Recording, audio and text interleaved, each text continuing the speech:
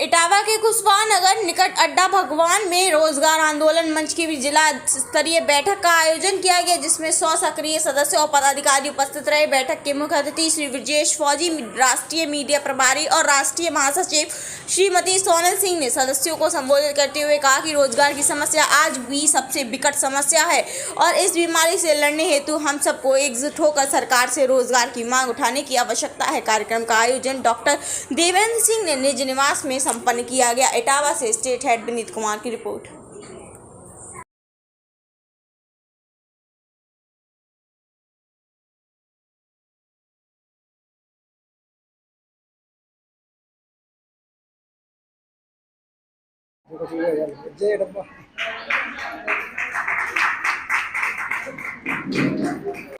थोड़ा थोड़ा हम सभी लोगों को जो बेरोजगार भाई है, हम सभी लोग एक दूसरे का सहयोग करते हैं। तो एक तो इंस्टीट्यूट जो चला रहे हैं हम लोग, एम्प्लॉयमेंट जो इंस्टीट्यूट है, उस इंस्टीट्यूट के माध्यम से हम लोग क्या करते हैं, 6 से लेकर और 12th क्लास तक की तैयारी करवाते हैं। उसमें क्या होता है, बच्चों को जैसे IAS PCS की जो तैयारी हम लोग करवाते हैं, बच्चों को क्या पढ़ाते हैं। हम लोगों का मिशन यही होता है कि पढ़ाओ पढ़ाओ पढ़ाओ केवल। तो पढ़ना तो है बच्चों को, लेकिन उनको ये पता नहीं होता मुझे जाना किस मंजिल की तरफ जाना है मुझे। तो हम लोग गाइड करते हैं और बताते हैं बच्चों को जो सिलेबस आता है उसमें, कक्षा 6 का मान लो बड़े बड़े टेस्टों में जो सिलेबस आता है, उसी सिलेबस को हम लोग क्या करते हैं, टेस्ट बच्चों को बताते हैं, ऑफलाइन ऑनलाइन पढ़ाते हैं, उसमें बताते हैं हम लोग तो ये सिलेबस आपको जो है IAS PCS या नीट या बड़े बड़े एग्जाम में आता है, वही क्वेश्चन की हम लोग तैयारी करवाते हैं। तैयारी कराने के बाद में 6 से लेकर 11 12 तक हम लोग तैयारी कराते हैं। जो जैसे BSc करने के बाद 12th करने के बाद जो हम लोग बाहर बच्चों को भेजते हैं ना, जिस तरीके से कि बच्चों को भेज दिया भाई अब IAS की तैयारी कर लो, नीट की कर लो या फिर PCSA की कर लो, तो जो पैसा बेफालतू में हम लोग देते हैं और बड़ा पैसा देते हैं, छोटा पैसा नहीं देते हैं, देते हैं लगभग 5-10 लाख रुपए हर साल की तैयारी में जाता है खर्च। तो हम लोगों ने उस पैसे को बचाने की कोशिश की है कि उस पैसे को आप बचा के रखें और आप 6 से लेकर 11 तक हमारे इंस्टीट्यूट से जुड़ने की आप कोशिश करें। और केवल एक बच्चे की ओनली सिर्फ 300 रुपये पूरी साल की कोचिंग की फीस है, आप समझो बात को। और वो जो 100% जो सिलेबस होता है उसमें से जो क्रीमी लेयर का सिलेबस होता है, जो आने लायक होता है सिलेबस, उस सिलेबस पे हम लोग फोकस करते हैं। वही सिलेबस आपके बच्चों को पढ़ाया जाएगा। किसी भी टेस्ट में NIT यानी कि नेशनल इंटेलिजेंस टेस्ट जो होता है, कोई भी टेस्ट होता है, हर टेस्ट में आपको वही सवाल आने हैं लगातार होके, तो उन्हीं पे हम लोग फोकस कराते हैं।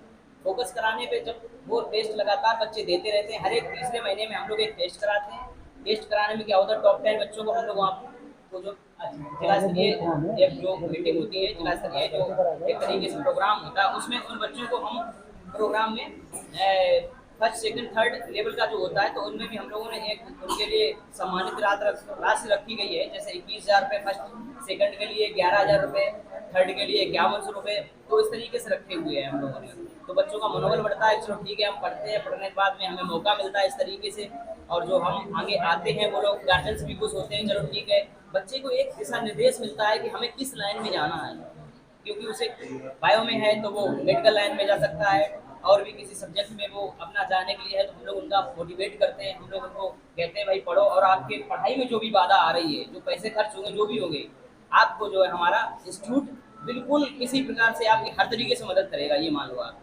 तो हमें तो इसी बेस बढ़ा गया। और रोजगार का क्या होता है कि हम लोग सरकार भी हम लोगों को रोजगार कितना प्रोवाइड कराएगी बताइए। सरकार की पूरी जिम्मेदारी नहीं है कि हम लोगों को रोजगार दे, कुछ हमें पढ़कर अलग से करना पड़ता है, अलग से करना पड़ता है। जैसे आपने देखा नेटवर्किंग एक सिस्टम आया है, नेटवर्किंग के माध्यम से भी लोग पैसा कमा रहे हैं, खुद का कोई बिजनेस करके या एक दूसरे के सहयोग से कोई भी प्रोग्राम करते हैं, उसमें भी एक दूसरे की मदद करके भी पैसा कमा सकते हैं। और ये मंच हम लोगों ने इस तरीके से बनाया है, इस मंच से जैसे जो लोग बेरोजगार घूम रहे हैं, जो लोग हैं, उन लोगों को रोजगार देने का हम सरकार से प्रयास करेंगे कि रोजगार मिले किसी भी तरीके से। जैसे सरकार ने बहुत सारे रोजगार प्रोवाइड करवाए हैं और बहुत सारे योजनाएं निकाल रहे हैं धीरे धीरे करके।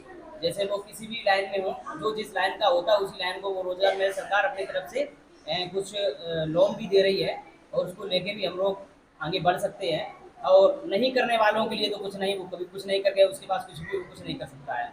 तो हमारा यही हम लोग उद्देश्य ये है कि आप लोग अपने बच्चों को ज़्यादा से ज़्यादा पढ़ाएं।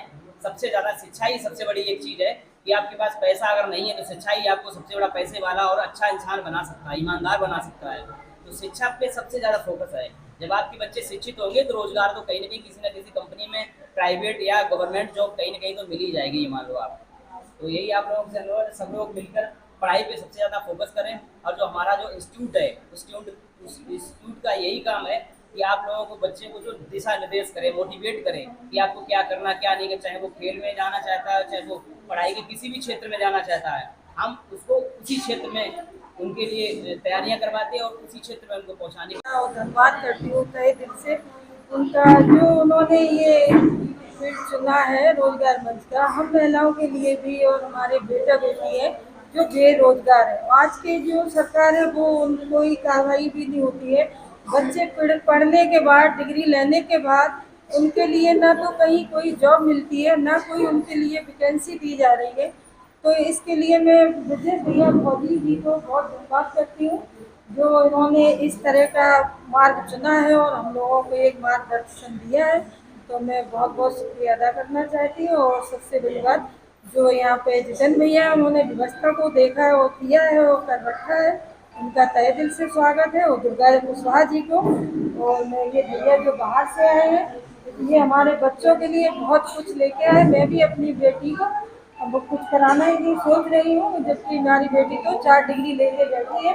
लेकिन मैं तहे दिल से ब्रजेश भौजी जी को, जिस तरह वो इसमें अपना लगन और हिम्मत और तन मन धन तीनों का सहयोग कर रहे हैं, उसी तरह मैं भी इस सहयोग को तन मन धन से, जिसमें हर किसी के बच्चे या बेटी हो या बहू हो, मैं सरकार से, यहाँ से नहीं, मैं लखनऊ से नहीं, मैं गोरखपुर नहीं, मैं प्रयागराज तक जाऊंगी। और सोनम जी से मैंने बोल दिया है कि मैं एक इतना बड़ा संघर्ष करूंगी। यहाँ से 3,500 महिलाएं हम 22 बस लेके जाएंगे यहाँ से, और हम योगी जी से अपने लिए, अपने बच्चों के लिए रोजगार लेके आऊंगी, जो हमें कुछ रोजगार मिले और हमें रोजगार की भी जरूरत है।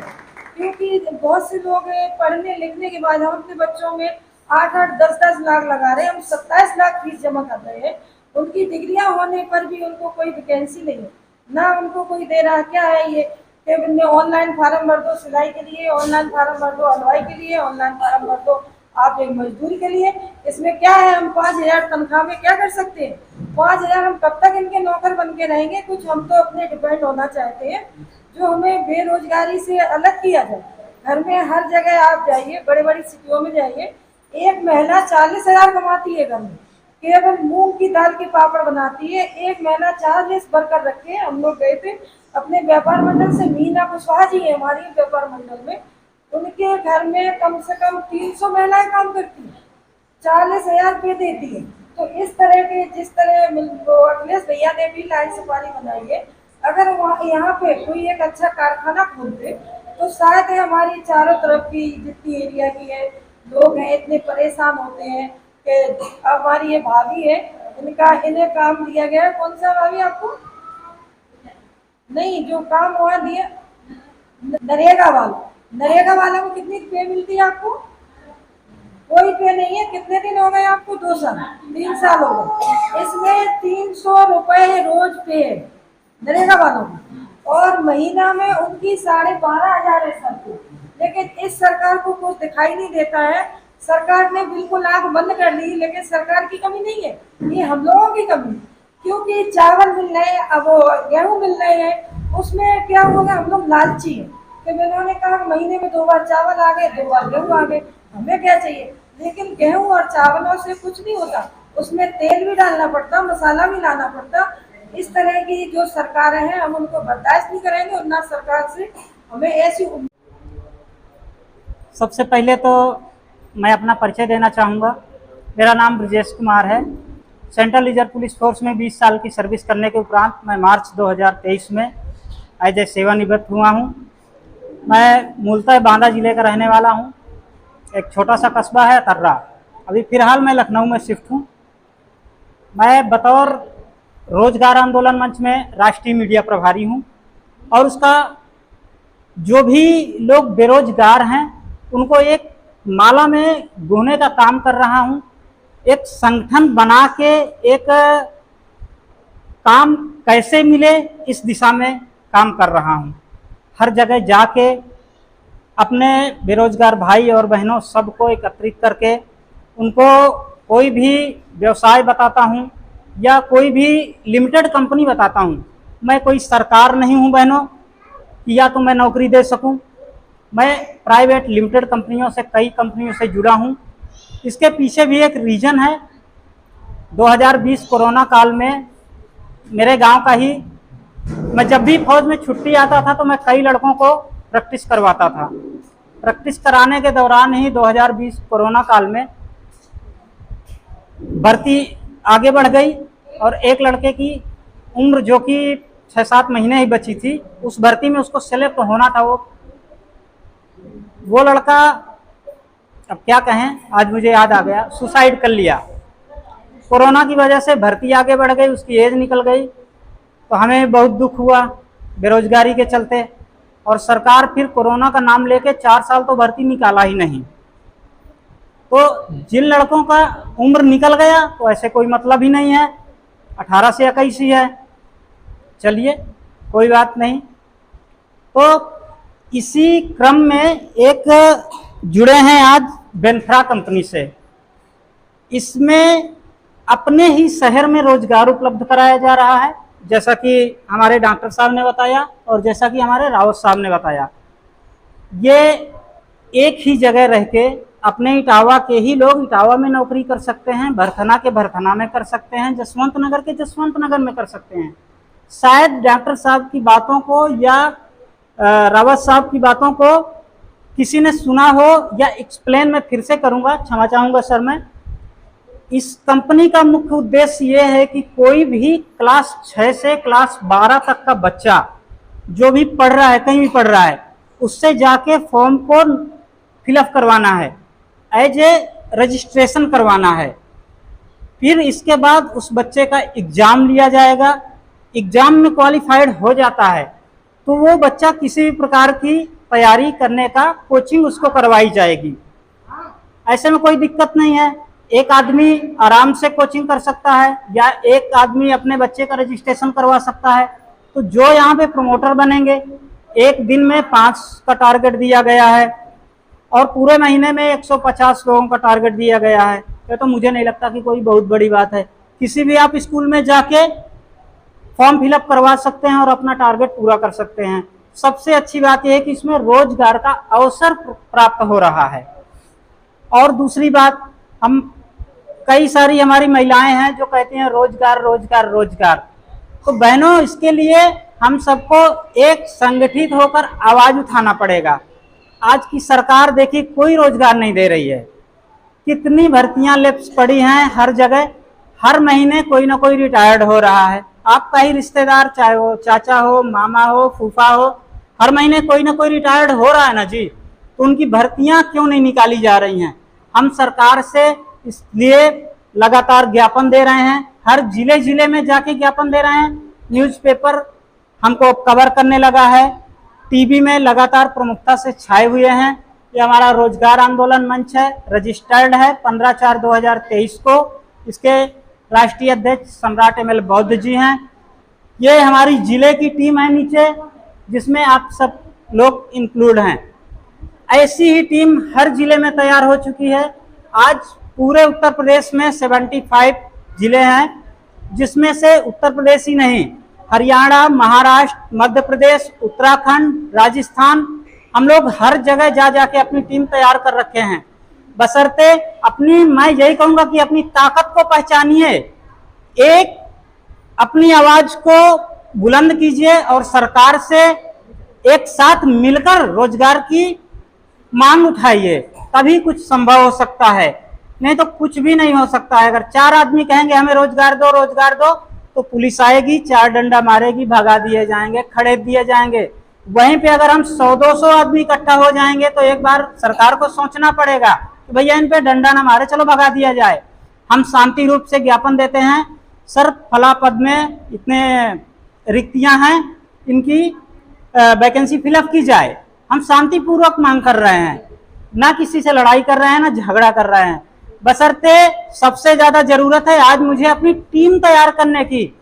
आज हम लोग यहाँ अगर बैठे हैं 50 आदमी, तो 50 आदमी मैं कहता हूँ, क्या हमारे जान पहचान के हमारे रिश्तेदार 10-10 आदमी नहीं जोड़ सकते हैं? क्या हमारे पास 10 एंड्रॉयड सेट नहीं है? हमारे घर में अमूमतः 5 एंड्रॉयड सेट तो होते ही होते हैं। अगर हम 5 मेंबर बढ़ा दिए तो आज मेरे 2500 आदमी हैं।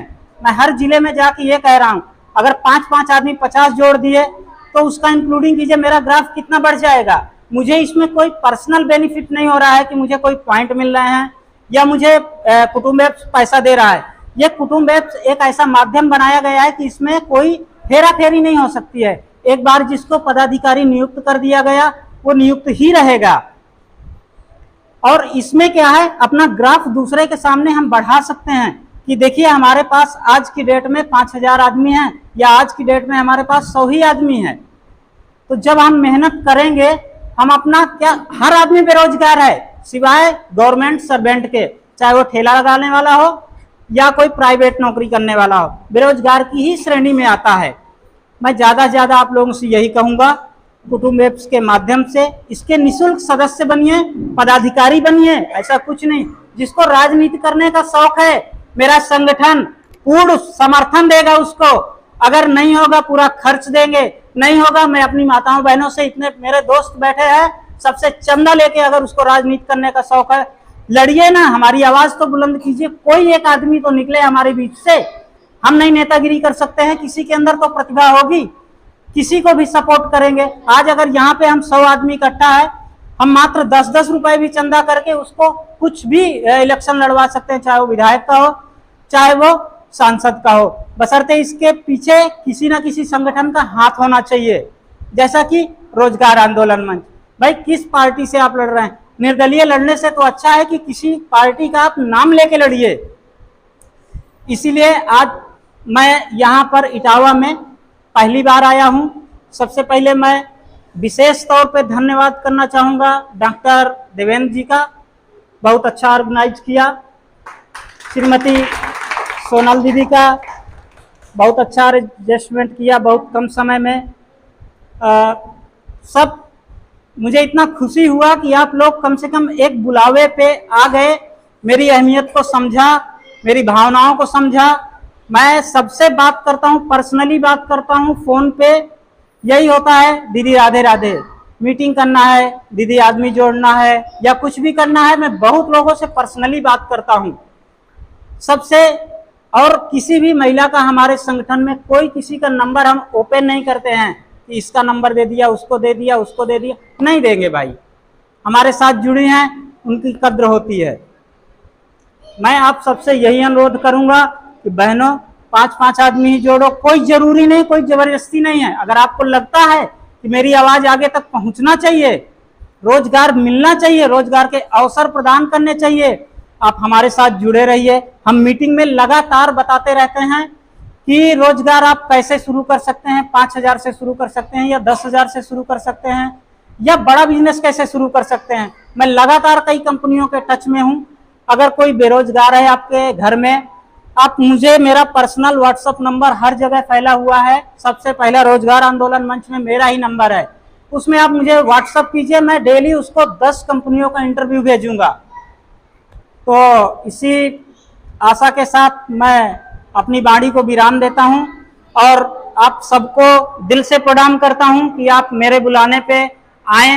दीदी बहनों और भैया लोगों, मैं कोई नेता नहीं हूं, मैं सिर्फ अपनी आवाज को ऊंचा उठाता हूं, रोजगार आंदोलन मंच को, और ऐसे श्रीमान रावत जी, श्रीमान डॉक्टर साहब, इन लोगों को लेके आता हूं कि भैया आपके घर में अगर कोई बेरोजगार बच्चा है, BA क्वालिफिकेशन है, तो आप घर का घर में ही करवाइए, उससे नौकरी करवाइए। अगली बार हो सकता है किसी और दूसरे को लेके आऊं। इसमें किसी को पहले घूस नहीं देना है, मैं क्लियर कट कह रहा हूं, किसी को 1 रुपया नहीं देना है। सामने सर बैठे हुए हैं दोनों, हाँ कर दीजिए, किसी को रुपया नहीं देना है। एज ए प्रमोटर आपको आपके नगर में ही नौकरी मिल रही है, इससे ज्यादा बताइए क्या हो सकता है। 13,000 रुपए है, 22,000 रुपए है, तो इसमें जिसको जो भी इच्छुक है हर डिस्ट्रिक्ट से अप्लाई कर सकते हैं। किसी को कोई दिक्कत होती है, मेरे पर्सनल नंबर पे मुझसे एडवाइस ले सकते हैं। ठीक है, धन्यवाद दीदी, राधे राधे।